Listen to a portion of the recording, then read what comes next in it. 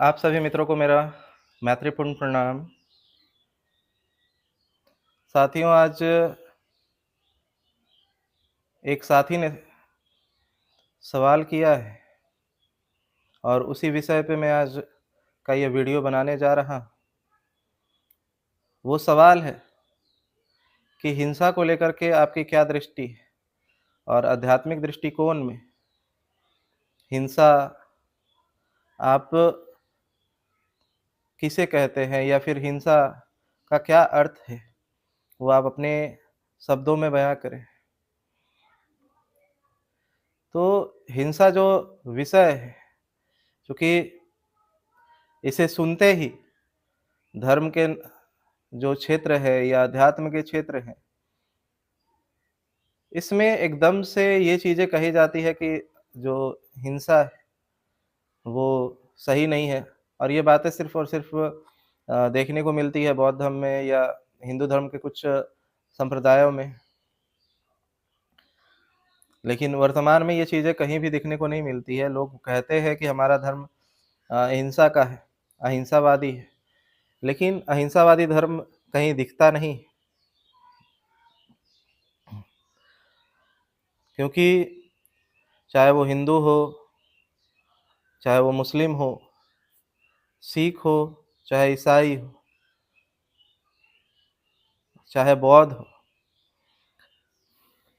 बौद्ध भी बड़े पैमाने पे जितने भी देश है वो मांसाहार करते हैं और लगभग 90% जो भिक्षु हैं, वे स्वयं मांसाहारी। जैन में भी देखें तो जैन में मांसाहार तो नहीं है, लेकिन मेरा जब जिम हुआ करता था, चूँकि मैं अपने अनुभव से बोल रहा हूँ, ये कहीं से सुनी-सुनाई बात नहीं है कि कोई आके कहे कि सबूत दिखाओ। अब हर जगह पे कोई कैमरा लेके घूमता नहीं है कि कोई क्या बोलने वाला है, हम पहले से रिकॉर्ड कर लें। तो हमारे जिम में ही कई ऐसे थे जो जैन धर्म को मानते थे। घर में उनके तो लहसुन भी नहीं बनता, ये बात सही है कि उनके घर में लहसुन, प्याज़ भी नहीं बनता, लेकिन वे लोग होटलों में जाकर के नॉन-वेज खाते हैं। तो लगभग हर धर्म का वही हाल है कि वो मांसाहार की तरफ है, तो हिंसा तो जायज़ है ही, उनके हिसाब से जो मांसाहार कर रहे हैं। और हिंसा को लेकर के जो दृष्टिकोण है, वो जब मुझसे पूछा गया है, तो हिंसा 2 प्रकार से सही हो सकती है। हिंसा अगर का सही अर्थ अगर देखने जाएँगे, अगर सही मायने में अगर हिंसा अगर करने का अधिकार किसे है, तो 2 तरह के ही लोग हैं जिनका हिंसा करने का अधिकार है।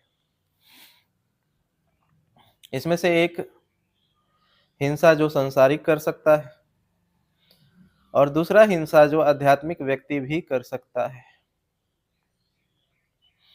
तो पहले मैं संसारी ही बता देता हूँ, और नहीं तो चूँकि आप लोगों के लिए सुविधा हो, तो आध्यात्मिक चीज़ों को आप सुने, उसके बाद उससे संसारी वाले ऑटोमैटिक ही निकल आएगा।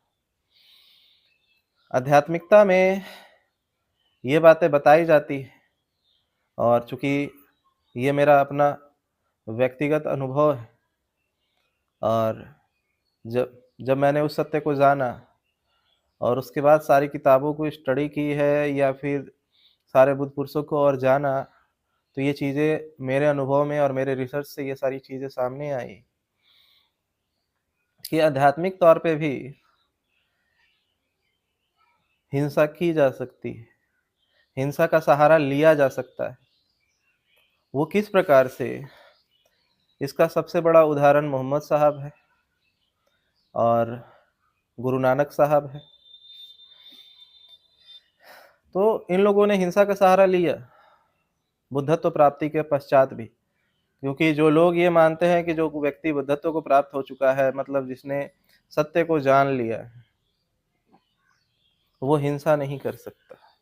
ये बातें उनको अधूरी जानकारी है, क्योंकि वो जिसको वो मानना चाहते हैं, वो अपनी एक सिचुएशन, अपना एक आकृति अपने मन में बनाते हैं कि जो मैं कार्य करता हूँ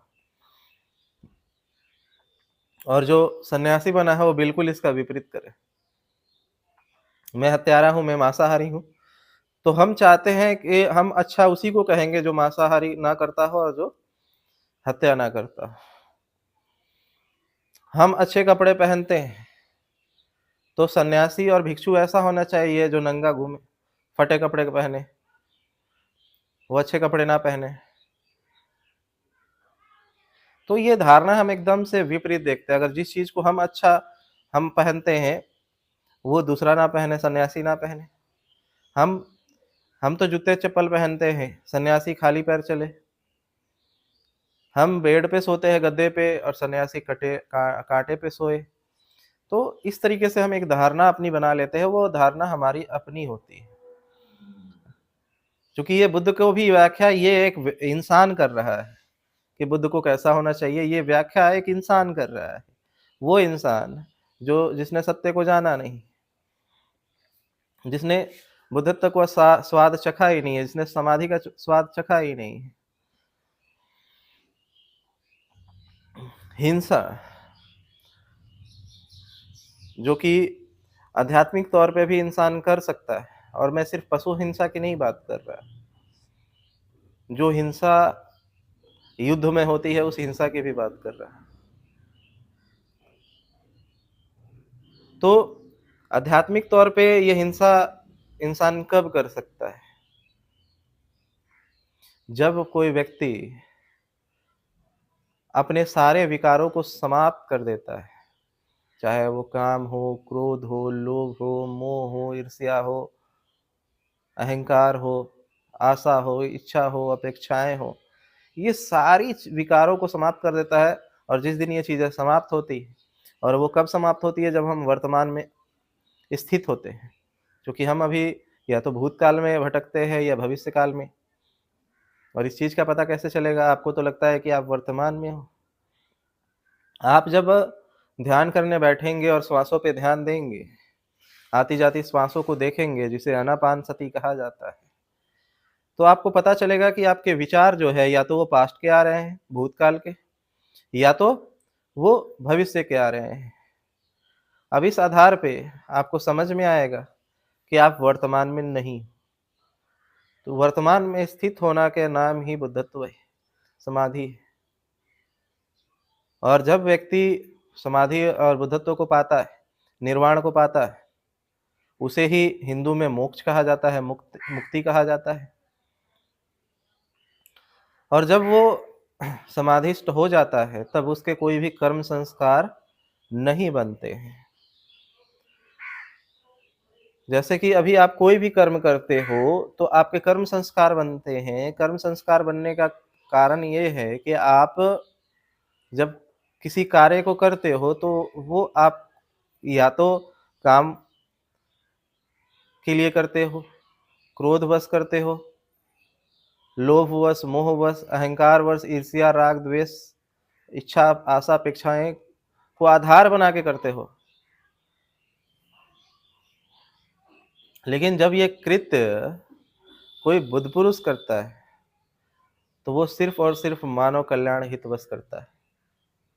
उसके पीछे उसका और कोई उद्देश्य नहीं है, ना उसका काम है, ना क्रोध है, ना लोभ है, ना मोह है, ना ईर्ष्या है, ना राग है, ना द्वेष है, ना इच्छा है, ना आशा है, ना अपेक्षा है। वो किसी वश नहीं करता, और वो सिर्फ और सिर्फ मानव कल्याण हेतु। कि अगर हम देखने जाएं गुरु नानक साहब के समय जो लड़ाइयाँ लड़ी गई हैं, आप गुरु गोविंद सिंह जी के बारे में भी जानते हैं। चाहे हम देखने जाए मोहम्मद साहब को, तो मोहम्मद साहब को देखने जाए तो वे हिंसा नहीं चाहते थे। शुरुआत के दौर में वो बिल्कुल भी हिंसा नहीं चाहते थे। चूँकि मैं बता चुका हूँ कि जब बुद्धत्व घटित होता है, तो वो एक कमल की भांति हो जाता है।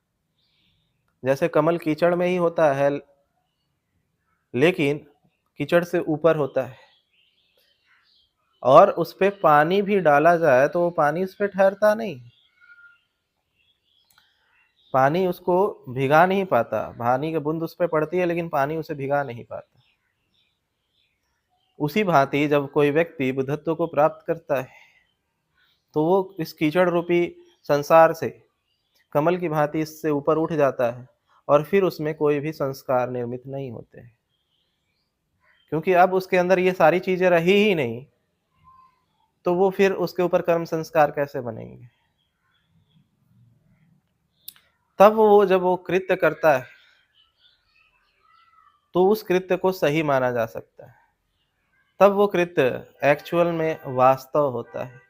और बुद्धत्व प्राप्ति के पश्चात कोई भी व्यक्ति काम वासना को लेकर कभी भी हिंसा नहीं करेगा कि मुझे काम वासना के लिए मैं किसी लड़की को पाने के लिए किसी का मर्डर करने जाऊँ। क्रोधवश हिंसा कि मुझे गुस्सा आ गया बस। कई ऐसे केसेस कोर्ट में देखने को मिलते हैं कि उसकी हत्या करने का मन नहीं था, लेकिन क्रोध आया और उसने हत्या कर दिया। उसको पता भी नहीं चला, वो बेहोश है। क्योंकि काम क्रोध लोभ है, मतलब लालच है। लालच बस कितने देखते हैं चोरी करने के लिए, चोरी करने जाते हैं लेकिन पकड़े जाने पे, चेहरा देख लेने जाने पे उनको गोली मार देते हैं, हिंसा कर देते हैं। लोभवश करते हैं, मोहवश करते हैं। मुझे किसी अपने बच्चे से प्रेम है और इस वश उसे, या फिर किसी लड़के को लड़की से प्रेम है या लड़की को लड़के से प्रेम है, मोहित है उसके प्रति, और उसके बीच में जो भी रुकावट आते हैं वो उसे मार देता है। ईर्ष्यावश किसी से चिढ़ है, इस वर्ष हिंसा कर देते हैं। अहंकारवश कि ये मेरे से अमीर, मेरे से ज़्यादा ज्ञानी, मेरे से ज़्यादा पदाधिकारी बड़ा कैसे हो गया, मेरे से ज़्यादा इसको मान सम्मान क्यों मिल रहा है। तो ये सारे विकार, अगर जब तक ये विकार आपके अंदर है, तब तक आप हिंसा जायज़ नहीं होगा। आपकी हिंसा तभी जायज़ कहलाएगी जब आप बुद्धत्व प्राप्त कर चुके होंगे, जब आप समाधिस्थ हो चुके होंगे। और जब कोई व्यक्ति समाधिस्थ हो जाता है और बुद्ध हो जाता है, तो पहली बात तो वो हिंसा करना ही नहीं चाहता है। क्योंकि मोहम्मद साहब को हिंसा इसलिए करनी पड़ी, क्योंकि वो तो शुरुआत में इन्होंने हिंसा का सहारा लिया ही नहीं। वे शुरुआत के दौर में वे जितना चाहते थे वो अहिंसा के रास्ते से ही समझाना चाहते थे, बात करना चाहते थे, बात करके उसे सुलझाने की कोशिश करना चाहते थे। लेकिन उनके ऊपर हमला किया गया, उन्हें जान से मारने की कोशिश की गई। जब वो जाते समझाने के लिए तो तलवार लेकर उनके पीछे लोग दौड़ जाते। कई बार उनको पत्थर से लहूलुहान कर दिया गया। वो मक्का से भाग कर के मदीना गए। मदीने में गए तो सुना कि मक्का में उनके सारे रिश्तेदारों, चहेतों को लोग वहाँ पे महिलाओं के बलात्कार कर दे रहे हैं, तो उनके सामानें छीन जा रही है, उनको मारा काटा जा रहा है। तब उनके अनुयायियों ने कहा कि अगर ऐसा ही चलता रहा तो फिर हम जो सत्य के मार्ग पे चलने वाले लोग हैं, अगर ये जिंदा ही नहीं बचेंगे तो फिर ये लड़ाई किसके लिए होगी। अगर हमारे लोग जिंदा ही नहीं बचे तो हम लड़ेंगे किसके लिए, और किसके लिए हम सत्य के मार्ग को अपनाएंगे और क्या ऐसे ईमान लाएंगे। तो मजबूरी बस मोहम्मद साहब को तलवार उठाना पड़ा। और यही चीज बुद्ध के सामने भी आई थी, क्योंकि यहाँ पे मोहम्मद साहब के पास सेना नहीं है, वो कोई राजा के बेटे नहीं। मोहम्मद साहब एक नॉर्मल से खानदान में पैदा हुए। बुद्ध के जीवन में घटना घटी कि अजातशत्रु के जितने भी सेना थे और सेनापति, वो बुद्ध के शरण में चले गए थे, भिक्षु बन गए थे। तो बुद्ध ने उनसे कहा, अजातशत्रु उनके पास आए और अजातशत्रु आकर उनसे कहते हैं कि आप बताइए, अगर हमारे सारे सेना और सेनापति अगर आपके भिक्षु बन जाएंगे तो हमारे बगल के जो राज्य के जो लोग हैं, जो दुश्मन राज्य है, वो तो आपके सत्य के मार्ग को नहीं चाहता। वो नहीं चाहता कि वैश्यावृत्ति समाप्त हो, या गरीब गरीब ही बना रहे, अमीर अमीर ही बना रहे, गरीब को कर ज़्यादा ले लिया जाए या शोषण हो। वो नहीं चाहता कि ये सारी चीज़ें हटे। वो नहीं, आपके मार्ग पे वो चलना नहीं चाहता। और अगर मेरे सारे सेना अगर आपके पास चले आए, भिक्षु बन जाए और कल वो जो गलत व्यक्ति है, जो धर्म के रास्ते पे नहीं है, जो सत्य के रास्ते पे नहीं है, जो मानवतावादी नहीं है, अगर वो मेरे राज्य पे हमला करता है और मैं हार जाता हूँ, और चूँकि आप मेरे ही राज्य के जंगल में वास कर रहे हैं, तो वो मुझ पे हमला करके मुझे भी मार देगा, फिर आप सभी को भी मार देगा। फिर जब आप बचेंगे ही नहीं, तो फिर ये सत्य का मार्ग फैलाएगा कौन? तब बुद्ध ने भी ये घोषणा की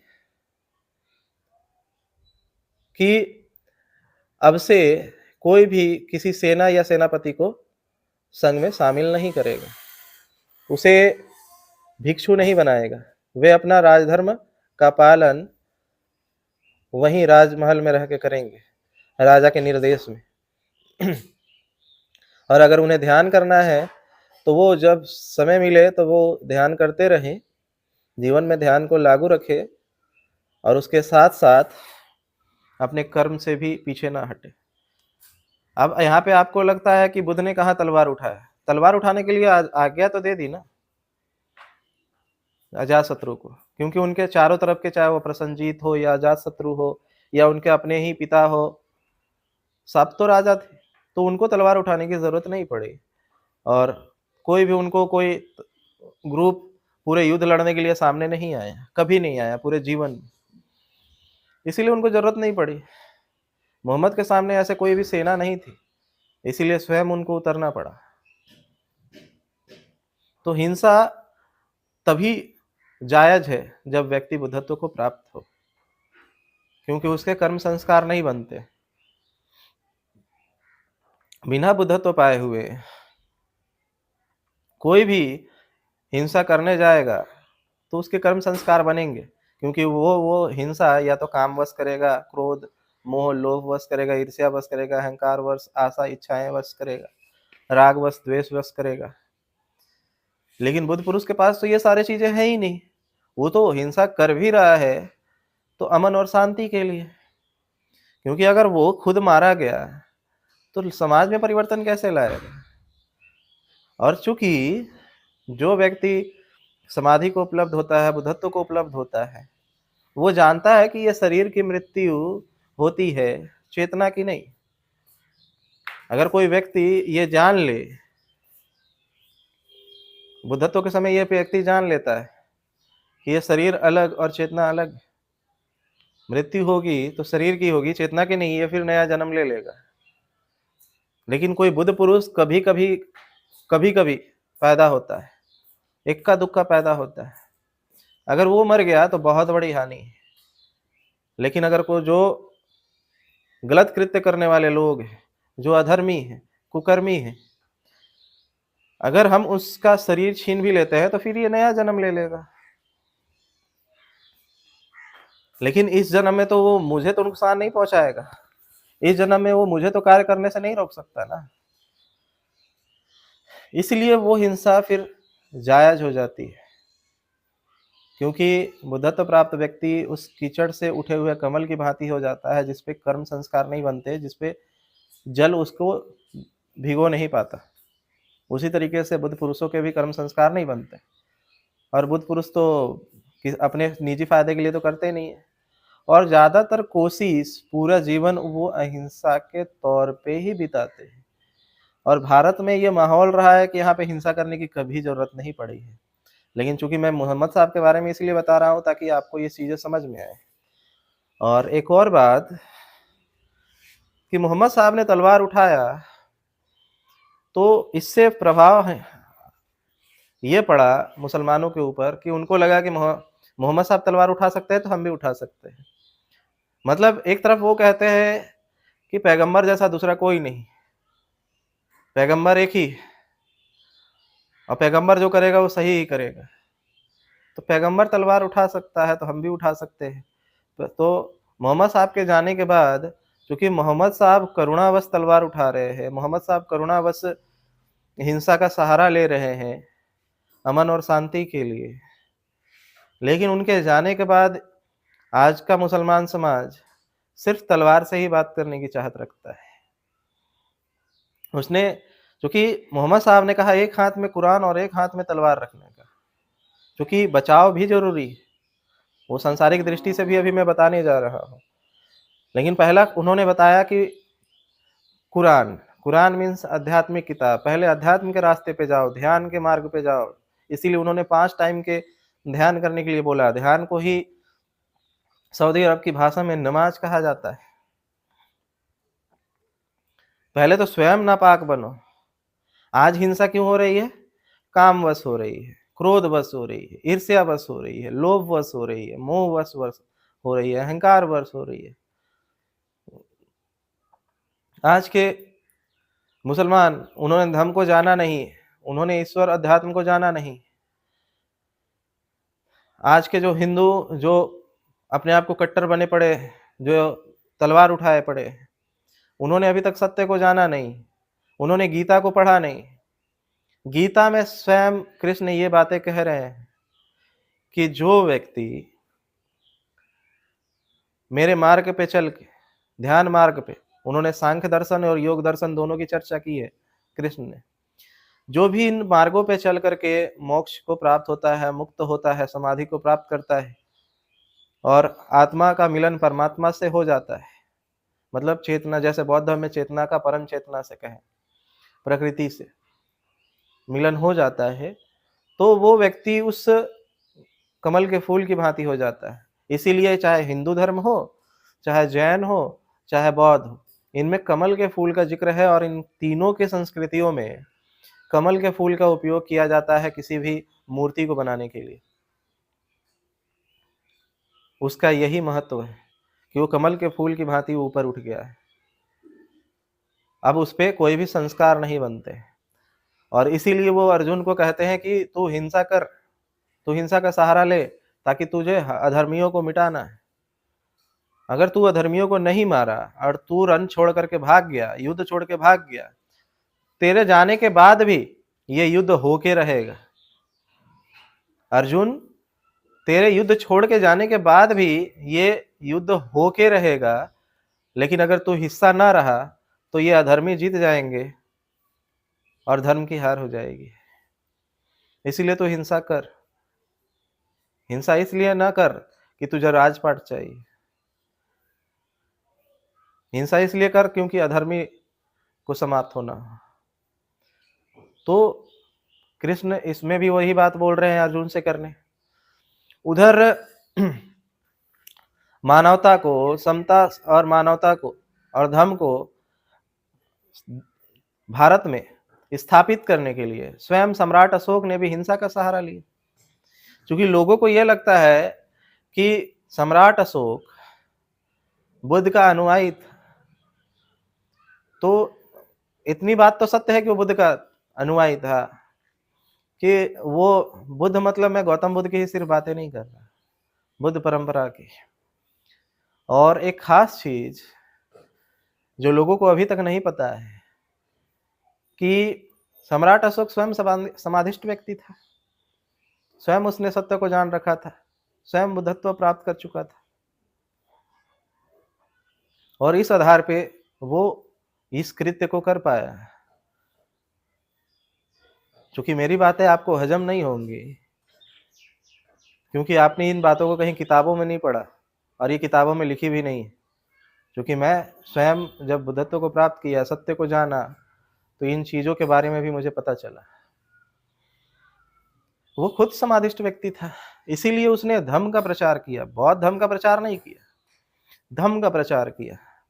आज के बौद्ध संप्रदाय के लोगों को यह लगता है कि सम्राट अशोक ने बौद्ध धर्म का प्रचार किया, उसने धम्म का प्रचार किया। सम्राट अशोक ने, उसने गौतम बुद्ध की मूर्तियां नहीं बनाई, बुद्ध पुरुषों की मूर्तियां बनाई। आज तक भारत में या दुनिया में कहीं पे भी गौतम बुद्ध की मूर्तियां नहीं। वो जो मूर्तियां आप देखते हो, वो मूर्तियां एक बुद्धत्व प्राप्त व्यक्ति की, समाधिष्ट व्यक्ति की मूर्ति है। तो उसने भी हिंसा किया। यहाँ तक बुद्ध ने भी, गौतम बुद्ध ने भी अपने मित्र अजातशत्रु को भी हिंसा करने से मना नहीं किया। हिंसा करने से उसने मना नहीं किया, उन्होंने मना नहीं किया कि आप हिंसा क्यों करोगे, ऐसे ही आ जाने दो, अगर दुश्मन आ रहे हैं तो आने दो, मारने दो, तुम्हें भी मार देंगे, हमें भी मार देंगे, हमें कोई फर्क नहीं पड़ता है। तो किस आधार पे कहते हैं कि बुद्ध अहिंसावादी थे? नहीं, जो प्रकृति को जान गया है और प्रकृति के नियम में ही हिंसा और अहिंसा दोनों है। आप कैसे ये सोच सकते हो कि हिंसा का सहारा नहीं लिया जाएगा? प्रकृति में ही हिंसा और अहिंसा दोनों समाहित। लेकिन हिंसा का उपयोग किस कार्यों के लिए करना है, इसको देखने की जरूरत है। तो आप ये सोचते हो कि बुद्ध ने हिंसा नहीं किया, तो प्रसन्नजित को और अजातशत्रु को मना क्यों नहीं कर दिया कि तुम युद्ध नहीं करो, तुम हारते हो तो हारने दो, अगर वो तुम्हें हरा कर हमें मारने आएंगे तो मारने दो। ऐसी बातें तो नहीं कही। उन्होंने कहा अकारण हिंसा नहीं होनी चाहिए, अकारण हिंसा नहीं होनी चाहिए, उसका बहुत ठोस कारण। और सांसारिक तौर पे ये हो गया आध्यात्मिक दृष्टि से। सांसारिक तौर से हिंसा, कौन सी हिंसा जायज हो सकती है, कौन सी हिंसा सार्थक है? तो सांसारिक जीवन में अगर आपको ये लगता कि आपकी हत्या हो सकती है, तो आप अपने जान को बचाने के लिए, अपनी जीवन रक्षा करने के लिए जितना जरूरी पड़ सकता हो, अगर जरूरी हो सकता हो कि बिना लड़े हुए भी अगर वो चीजें हो, तब तो कोई बात ही नहीं, हिंसा करने की जरूरत ही नहीं है। जब बातों से चीजें सलट जाए, जितना हो सके पहले तो बातों से सलटने की कोशिश करें, बातों से समाधान निकालने की कोशिश करें। लेकिन मैं बात कर रहा हूं उस अवस्था की जिस समय आपके, हो सकता है आपके गर्दन पे तलवार रखी हो या गर्दन पे सर पे बंदूक रखी हो, उस स्थिति में क्या करना चाहिए? उस स्थिति में अगर अपनी जान को बचाने के लिए अगर आपको सामने वाले को अगर मारना पड़े तो आप मार सकते हो, ये गलत नहीं कहलाएगा, क्योंकि आप अपने जान बचाने के लिए ऐसा कर रहे हो। दूसरा, कहीं अगर अपने लोगों को, किसी भी व्यक्ति के ऊपर कोई हमला कर रहा है, उसकी जान लेने चाह रहा है, उसके बचाने के लिए अगर आप उसे करते हो तो भी वो गलत नहीं कहा जा सकता है। तीसरी, किसी व्यभिचार हो रहा है किसी महिला के साथ में और आप वहां बचाने गए और आपको लगता है कि वो 5-10 है और मैं बातों से वो चीजें नहीं होने वाली, समझा रहे हो उसके बाद भी नहीं हुई और वो गलत करने ही जा रहे हैं, तो उस समय फिर हिंसा का सहारा लिया जा सकता है। लेकिन ये हिंसा का सहारा जितना संसारिक व्यक्ति तो करे ही ना, हिंसा हिंसा तो किसी को भी नहीं करना चाहिए, ना वो आध्यात्मिक को और ना ही संसारिक को। लेकिन परिस्थिति के अकॉर्डिंग अगर कोई आपके सर पे अगर गन रख देता है तो उस स्थिति में क्या करें? आपकी बहन बेटी की कोई इज्जत लूट रहा हो, उस समय क्या करें? उस समय आपको रोकने के लिए, उस कृत्य को न होने देने के लिए आपको अगर हिंसा सहारा लेना पड़ रहा है तो आप हिंसा वहां पे जायज हो सकती है। लेकिन अगर आप अपने काम वासना के वजह से या अपने क्रोध के वजह से, ईर्ष्या के वजह से, लोभ और मोह के वजह से अगर आप हिंसा का सहारा लेते हो, तब ये गलत है, तब ये हिंसा गलत हो जाएगी। और बुद्ध पुरुष तो चूंकि उन पे कर्म संस्कार बनते नहीं है और वो उनके अंदर से तो काम, क्रोध, लोभ, मोह, ईर्ष्या, द्वेष, अहंकार, इच्छा, अपेक्षा, आशाएं सारी समाप्त हो चुकी है, तो वो अपने फायदे के लिए तो कभी करेंगे ही नहीं, इन कारणोंवश तो करेंगे ही नहीं। वो करेंगे तो वो मानव कल्याण हेतु ही करेंगे। और रही जो पशु हिंसा की बातें आती है, तो पशु हिंसा, चूंकि अरब देश जैसे वहां पे साग सब्जियां नहीं है या ठंडे देशों में साग सब्जियां नहीं होती थी, तो वहां लोगों को जानवरों को मार के ही खाना पड़ता था। भारत में तो फिर भी सब्जियों का ढेर है, फल उल का ढेर है, तो भारत में ये चीजें लागू नहीं होती। लेकिन भारत में भी, भारत नंबर 1 बीफ का एक्सपोर्टर है, बड़े पैमाने पे यहाँ मांसाहार किया जाता है, जबकि यहाँ पे मांसाहार करने की जरूरत नहीं है, खाने पीने की बहुत तादाद है, ढेर सारी चीजें हैं, विकल्प है। तो जिन जगहों पे लोगों को खाने-पीने की बहुत किल्लत सहनी हो, उस जगह पे लोग अगर मांसाहार का उपयोग करते, तो कर सकते हैं। लेकिन इसके बावजूद भी ये दिमाग में रख कर के, क्योंकि खलील जिब्रान ने द प्रॉफिट किताब में ये बातें कही कि मांसाहार करते समय भी जब मांस को काटो, तो उस समय ये भी दिमाग में रखना कि जिस तरीके से तुम इसे काट रहे हो, तुम जैसे इसे काट रहे हो, वैसे तुम्हें भी एक दिन ऐसे ही पकड़ा जाएगा और तुम्हें ऐसे ही काटा जाएगा और तुम्हें भी मार के खाया जाएगा। ये ज़रूर दिमाग में रखना, क्योंकि कर्मा लौट के आता है, कर्मा का सिद्धांत कहता है कि कर्मा लौट के आता है। तो जब खाना तो याद रखना कि फिर कभी तुम्हें भी ऐसा हो, तुम्हारे साथ भी ऐसा हो, तो फिर रोना नहीं कि तुम्हें भी कोई काटे या मारे, तो फिर वो तुम्हारे ही कर्म संस्कार तुम्हें मिल रहे हैं। और यही कारण है कि आज बड़े पैमाने पे देखा जा रहा है, जो लोग बड़े मांसाहारी, उनके साथ गलत हो रहा है। उनका भी कारण यही है कि वो बड़े पैमाने पे दूसरे जीवों की हत्या कर रहे हैं, तो उनके साथ भी ऐसा हो रहा है। वो अपने कर्मों के संस्कार भोग रहे हैं, वे अपने कर्मों के फल भोग रहे हैं। तो जहाँ तक हो, आपके पास विकल्प है, तो आप मांसाहार ना करें। विकल्प नहीं है और खाने के लिए मजबूर है कि ये नहीं खाएँगे तो जीवित नहीं रह सकते। उस हाल में आप मांसाहार का उपयोग कर सकते हैं और करते समय भी याद रखें कि इसका भी कर्मा लौट के आपके पास आएगा, तो उसके लिए भी तैयार रहें, क्योंकि उसका भी फल मिलेगा। चूँकि मैं स्वयं स्पोर्ट्स में था, तो 365 दिन मैं मांसाहार का उपयोग किया करता था।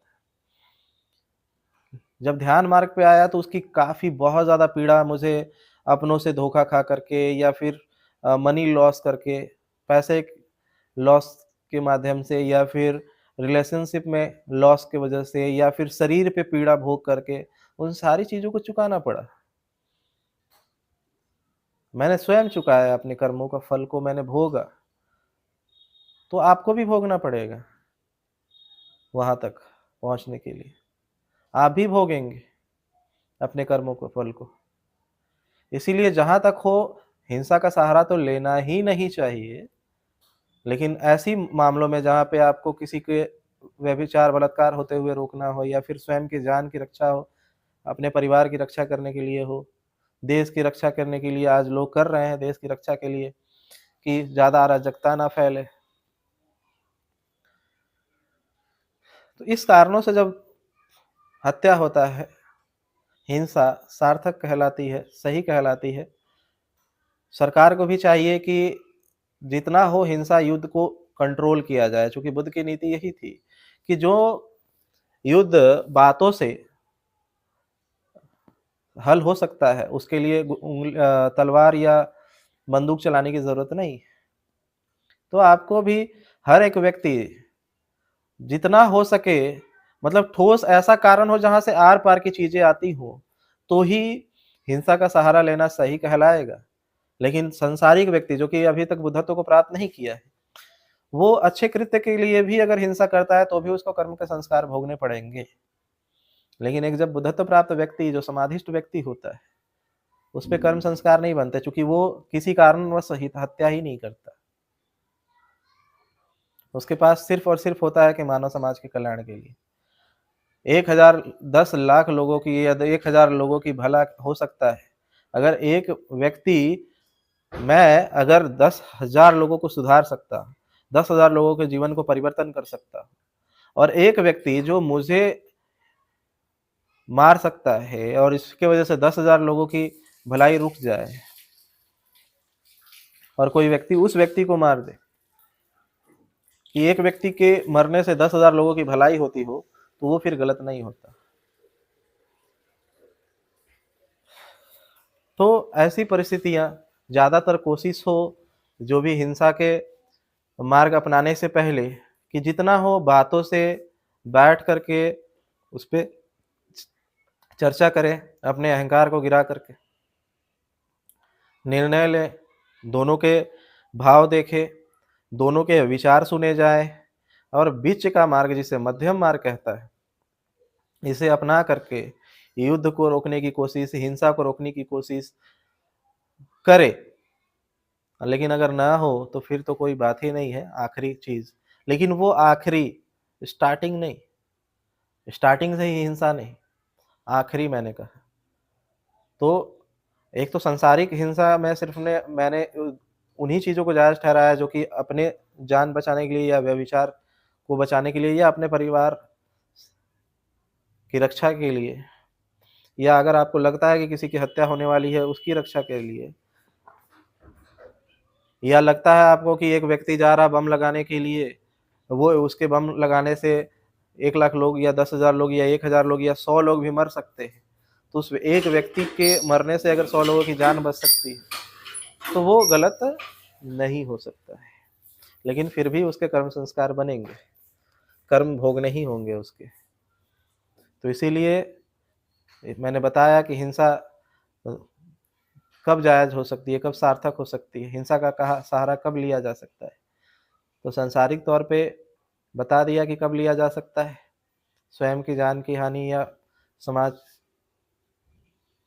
दूसरी तरफ अध्यात्म में, आध्यात्मिक व्यक्ति तो हिंसा करना ही नहीं चाहता। भारत में ऐसी चीज़ें कभी उत्पन्न नहीं हुई और मुझे नहीं लगता कि भारत में कभी भी ऐसा सिचुएशन आया है कि एक कोई बुद्ध पुरुष को और समाधिष्ट व्यक्ति को हथियार उठाने की ज़रूरत पड़े। क्योंकि ये भारत बहुत ही सुशिक्षित इतना तो है कि वो समाधिष्ट व्यक्ति पे और सन्यासियों पे वो हाथ नहीं उठाता है। इतने संस्कार तो भारत में हैं कि वो इतने बड़े समाधिष्ट व्यक्ति, चूँकि धर्म धर्म को लेकर के हमारा भारत बहुत ऊँचा रहा है। तो भारत में कोई भी व्यक्ति किसी बुद्ध पुरुष पे हाथ नहीं उठाएगा। ऐसा रहा है माहौल कि कोई लेकर के बंदूक लेकर नहीं पड़ जाएगा या तलवार लेकर के नहीं पड़ जाएगा। हाँ, ये चीज़ें कबीले वाले लोग जो कि थोड़े से अज्ञानी और जानवरों भांति ज़िंदगी जीने वाले जो लोग हैं, जिनका अभी बौद्धिक और चेतना का विकास नहीं हुआ है, वैसे लोग हिंसा का सहारा लेते हैं। और यही कारण था कि अरब जैसे देशों में चूँकि कबीले के लोग जंगली लोग हैं और उनको हिंसा के अलावा और कोई चीज़ नहीं समझ में आता है। वैसे लोग सिर्फ़ और सिर्फ़ हिंसा का सहारा लेते हैं, उनके हाथ में बंदूक दे दो तो लोगों को मारने धड़-धड़ा के मारना शुरू कर देंगे। क्यों? तो उसका कारण अलग-अलग ही बताएँगे। तो वैसे लोगों की बात ही नहीं करनी चाहिए, वैसी सभ्यता भारत की नहीं रही है। भारत की एक उच्चतम स्थिति रही है हमेशा से ही अध्यात्म के रास्तों में, और अध्यात्म में काफ़ी ऊँचाइयों पे ये देश रहा है। तो भारत में कभी भी बुद्ध पुरुषों पे हमला की चांसेस नहीं है कि कोई बुद्ध पुरुष पे इस तरीके से बड़े तरीके से हमला हो, कि उसको तलवार उठाना पड़े। ऐसा भारत में स्थिति आज तक तो उत्पन्न नहीं हुई है, जितना लिखित इतिहास है कि मोहम्मद के खिलाफ बुद्ध के खिलाफ किसी ने पूरा ग्रुप लेकर तलवार लेकर के गए हो मारने के लिए, या महावीर को, या फिर गुरु नानक को, ओशो को, चाहे कबीर रविदास को, कोई समुदाय पूरा तलवार और बंदूक लेके मारने गया हो, ऐसा तो कभी युद्ध का ज़िक्र ही नहीं आता भारत में। तो भारत इसके लिए सौभाग्यशाली है कि यहाँ बुद्ध पुरुषों की इज़्ज़त होती है। विरोध होता है, विरोध तो थोड़ा-मोड़ा हर जगह होता है, लेकिन इस तरीके से हिंसक विरोध वैसा नहीं होता। यहाँ पे कोई जंगली लोग नहीं रहते हैं, अज्ञानतापूर्ण। यहाँ पे आध्यात्मिक है, थोड़े-मोड़े आध्यात्मिक लेकिन आध्यात्मिक लोग हैं, धर्म को समझने वाले लोग हैं। तो भारत में ये हिंसा नहीं हो सकती, क्योंकि कबीले जैसे देशों में जहाँ पे जंगली लोग रहते हो, उन जगह पे अगर मोहम्मद जैसा एक हीरा पैदा हो जाए, तो वो उस हीरे को वो छोड़ेंगे थोड़ी, जंगली लोग कभी भी उन्हें नहीं छोड़ेंगे। उन्हें अध्यात्म और धर्म का पता नहीं है और इसी बस वो तलवार और बंदूक की ही बातें करते हैं। इनसे ऊपर वो कभी उठे ही नहीं है अभी तक, और जैसी उनकी स्थिति है वो कभी उठ भी नहीं सकते। तो हिंसा कब सार्थक होगी, ये मैंने बता दिया। ये मेरा अपना अनुभव है और ये मेरी अपनी व्याख्या है। आप लोगों को कैसा लगा बातें, वो आप अपने चिंतन मंथन करें। और ये बातें मैंने जो बताई, चाहे वो मोहम्मद साहब से या फिर गीता से या बुद्ध के जीवन से आप इस पे सोचें, चिंतन करें, मंथन करें। अगर आपको मेरी बातें अच्छी लगती है, तो अपने जीवन में ध्यान को उतारें। ध्यान को इसलिए ना उतारें कि हिंसा करनी है, तब तक तो आप कभी भी समाधि को प्राप्त ही नहीं कर पाएँगे। अगर आपने दिमाग में सोच के रखा कि मैं समाधिस्थ होने के बाद मुझे तो कर्म संस्कार नहीं बनते हैं, तो मैं समाधिस्थ हो जाता हूँ। समाधि तो कभी प्राप्त ही नहीं कर पाएँगे अगर आप काम, क्रोध, लोभ, मोह, ईर्ष्या, राग, द्वेष रख कर के अगर आप समाधि प्राप्त करना चाहें तो कभी प्राप्त ही नहीं कर पाएँगे। पहली बात तो ये। तो ये टॉपिक, ये विषय मुझसे पूछा गया इसीलिए बोलना ज़रूरी लगा मुझे। आप लोगों ने मेरी बातों को ध्यान से सुना इसके लिए मैं आपका बहुत-बहुत अनुग्रहित हूँ। धन्यवाद।